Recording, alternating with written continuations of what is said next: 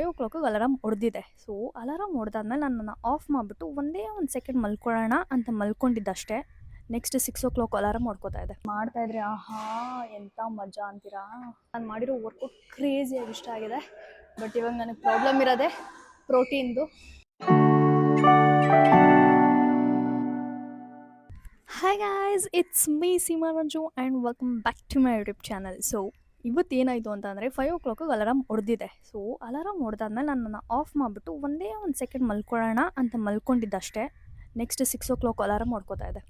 So ಇವಾಗ already 6:30. So ಇವತ್ತು ಸ್ವಲ್ಪ ಲೇಟ್ ಆಗಿದೆ, ಬಟ್ ಮಳೆ ಕೂಡ ಡ್ರಿಸ್ಲಿಂಗ್ ಆಗ್ತಾ ಇದೆ. ಸೊ ಮಳೆ ಜೋರಾಗೋಕ್ಕಿಂತ ಮುಂಚೆ ಫಸ್ಟು ನಾವು ಜಿಮ್ಮಿಗೆ ಹೋಗ್ಬೇಡ. ಇವತ್ತು ನಾವು ಅಪ್ಪರ್ ಬಾಡಿ ಇಟ್ಕೊಂಡಿದ್ದೀವಿ, like shoulder, bicep and tricep. Come let's go. ನೆನ್ನೆ ಮಾಡಿದ ಲೆಗ್ ವರ್ಕೌಟ್ಗೆ ಇವತ್ತು ಲೈಟಾಗಿ ಒಂಚೂರು ಪೇನ್ ಇದೆ. ಲೈಟಾಗಿ ಅಂತ ಯಾಕೆ ಹೇಳ್ತಾ ಇದ್ದೀನಿ ಅಂದರೆ, ನಾನು 2 ಇಯರ್ಸಿಂದ ಕಂಟಿನ್ಯೂಸ್ ಲೆಗ್ ವರ್ಕೌಟ್ ಮಾಡ್ತಾನೇ ಇದ್ದೀನಿ. ಆ್ಯಂಡ್ ಗ್ಯಾಪ್ ಕೊಟ್ಟಿದ್ರೆ 1 ಮಂತ್ 2 ಮಂತ್ ಮಧ್ಯದಲ್ಲಿ ಗ್ಯಾಪ್ ಕೊಟ್ಟಿರ್ಬೋದು. ಬಟ್ ನನ್ನ ವೆಯ್ಟ್ ಲಾಸ್ ಜರ್ನಿಯಲ್ಲಿ ನಾನು ಪ್ರಾಪರಾಗಿ ಮಾಡಿರೋದೇ ಲೆಗ್ಸಿಗೆ. ಸೊ ಹಾಗಾಗಿ ನನಗೆ ಅಷ್ಟು ಪೇಯ್ನ್ ಆಗ್ತಾಯಿಲ್ಲ. ಇಫ್ ಇನ್ ಕೇಸ್ ಯಾರಾದರೂ ಫ್ರೆಶರ್ ಆಗಿದ್ದು ಆ ಫ್ರೆಶರ್ ಏನಾದರೂ ಬಂದು ಮೊದಲನೇ ದಿನವೇ ಸಾಹಸ ಮಾಡೋಕ್ಕೆ ಲೆಗ್ ವರ್ಕೌಟ್ ಮಾಡಿದರೆ ಇವತ್ತು ಅವ್ರು ನೆಕ್ಸ್ಟ್ ಡೇಗೆ ಬರ್ತಿರ್ಲಿಲ್ಲ. ಸೊ ನೆನ್ನೆ ಈ ಒಂದು ಮಸಾಜ್ ನನ್ನ ಲೆಗ್ಗೆ ಕೊಟ್ಟಿಲ್ಲ. ಸೊ ಬೇಜಾರು ಮಾಡ್ಕೊಂಬಿಟ್ಟಿತ್ತು, ಅದಕ್ಕೆ ಇವಾಗ ಕೊಡ್ತಾ ಇದ್ದೀನಿ. ಸೊ ಇದು ಮಾಡ್ತಾಯಿದ್ರೆ ಆಹಾ ಎಂಥ ಮಜಾ ಅಂತೀರಾ. ಸೊ ವಾಕ್ ಮಾಡಬೇಕಾಗಿತ್ತು, ಬಟ್ ವಾಕ್ ಮಾಡೋಕ್ಕೆ ಹೊರಗಡೆ ಮಳೆ ಬರ್ತಾ ಇದೆ. ಮಳೆ ಬರೋಕ್ಕಿಂತ ಮುಂಚೆ ಬಂದು ಸೇರ್ಕೊಂಬಿಟ್ಟೆ. ಇವತ್ತು ನಾನು ಅಪ್ಪರ್ ಬಾಡಿ ಮಾಡೋಣ ಅಂತ ಅಂದ್ಕೊಂಡಿದ್ದೀನಿ. ಸೊ ಈಗ ಅಪ್ಪರ್ ಬಾಡಿ ವಾರ್ಮ್ ಅಪ್ ಮಾಡೋಣ.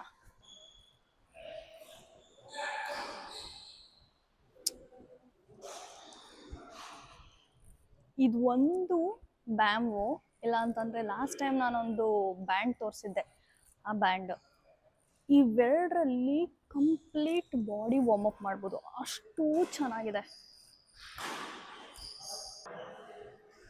1 2 3 4 5.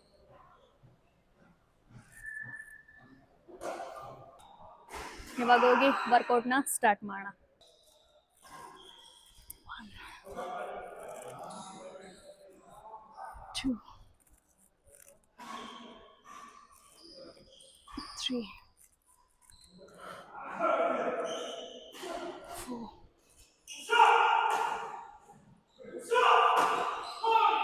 5 6 7 8 9 10.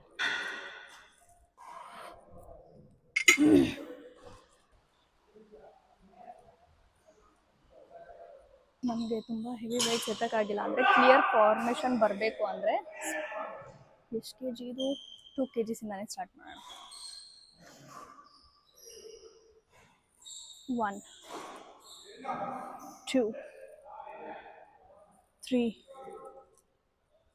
4 5 6 7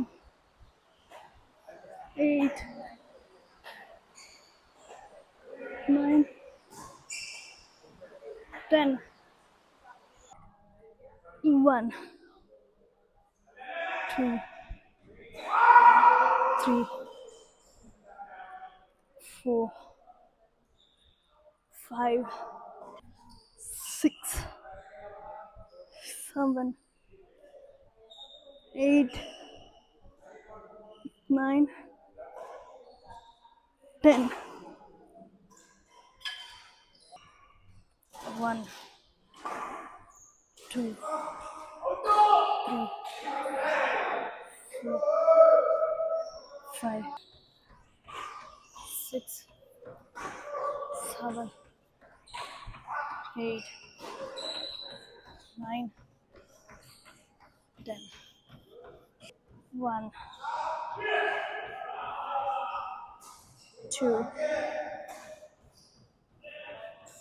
3 4, 5, 1, 2, 3, 4, 5, 1, 2, 3, 4,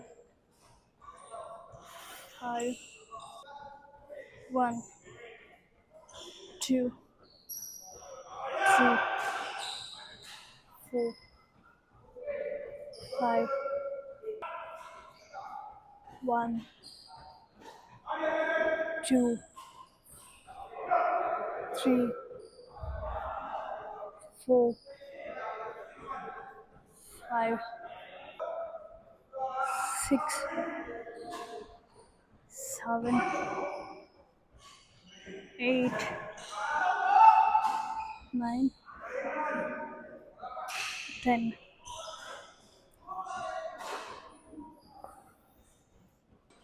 Oh, okay.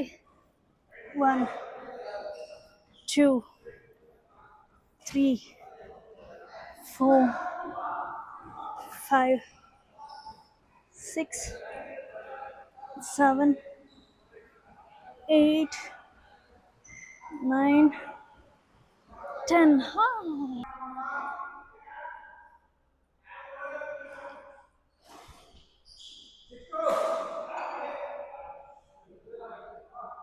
ಇದೇ ಕನ್ಸಿಸ್ಟೆನ್ಸಿ ಮೇಂಟೈನ್ ಮಾಡಿಕೊಂಡು ನೆಕ್ಸ್ಟ್ ಇನ್ನು 4-5 ಮಂತ್ಸ್, ಇನ್ನೂ 4 ಮಂತ್ಸ್ ಇದೆ. ನೆಕ್ಸ್ಟ್ 4 ಮಂತ್ಸಲ್ಲಿ ಇನ್ನು ಯಾವ ಥರ ಬಾಡಿ ಮಾಡ್ತೀನಿ ಅಂತ. ನನಗೆ ಪ್ರಾಬ್ಲಮ್ ಏನಿಲ್ಲ. ಇವತ್ತು ನಾನು ಮಾಡಿರೋ ವರ್ಕೌಟ್ ಕ್ರೇಜಿಯಾಗಿ ಇಷ್ಟ ಆಗಿದೆ. ಬಟ್ ಇವಾಗ ನನಗೆ ಪ್ರಾಬ್ಲಮ್ ಇರೋದೇ ಪ್ರೋಟೀನ್ದು. ಈಗ ನನ್ನ ವರ್ಕೌಟ್ ಮುಗಿದಿದೆ, ವಾರ್ಮಪ್ ಮುಗಿಸ್ಕೊಂಡು ಹೊರಡೋಣ. ಇದೇ ವಾರ್ಮಪ್ ಮಾಡಬೇಕು ಅಂತ ಏನೂ ಇಲ್ಲ, ಬಟ್ ನನಗಿದು ಇಷ್ಟ. ಇದೊಂಥರ ಸ್ಯಾಟಿಸ್ಫೈ ಮಾಡುತ್ತೆ ನನಗೆ, ವರ್ಕೌಟ್ ಮುಂಚೆನೂ ವರ್ಕೌಟ್ ಆದಮೇಲೂ.